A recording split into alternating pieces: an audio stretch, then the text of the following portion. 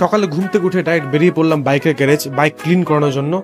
দেন বাড়ি এসে ঝটপট রেডি হয়ে বেরিয়ে পড়বো। এমনিতে আমার জন্য অনেক লেট হয়ে গেছে, এমনিতে অনেক গাল খেতে খেতে রাস্তায় যাচ্ছি, আর এখনো গাল দিতেই গেছে। যাকগে ভাই, কিছু করিস না, হয় সোহেলে বন্ধু। তো এখন আমরা যাচ্ছি, যেতে যেতে তোমাদের দেখাবো মিল্কি মসজিদ, যেটা আমাদের মিল্কির গর্ব, এবং দেখো তারপর বুঝতে পারবে কি ঝাকাস দেখতে। वाह क्या सीन है।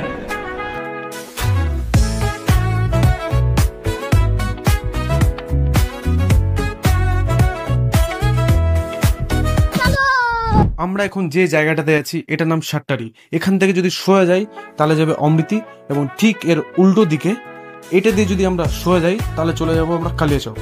কিন্তু আমরা তো আর কালিয়াচক যাব না, আমরা যাব পিরানাপি।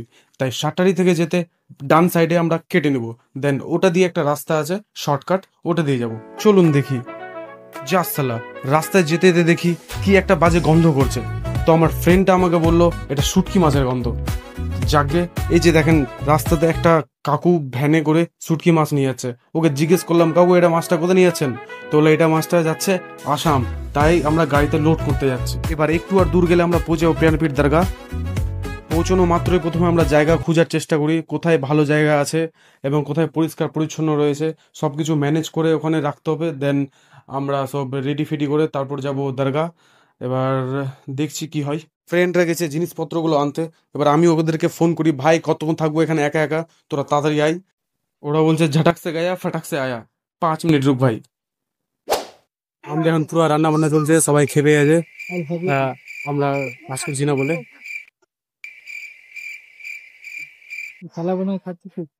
সালাবানে অনেক খাচ্ছে, আমরা বেরিয়ে যাবো এখন।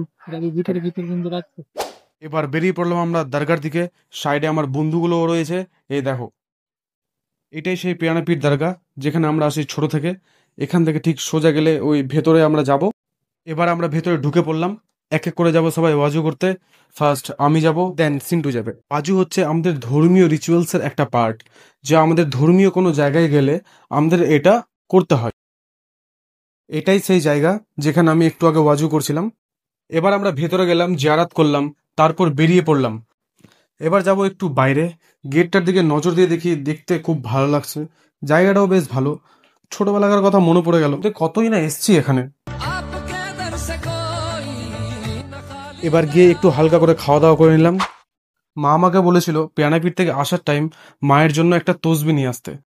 তো আমি ওটাই চুজ করছি কোনটা নিলে ভালো হয়, এটা নিব না এটা নিব, আমি কনফিউশনে পড়ে গেছি। দেন আমি এটাই নিয়ে নিলাম, আর হাতে যেটা আছে ওটাকে আমি রেখে দিলাম।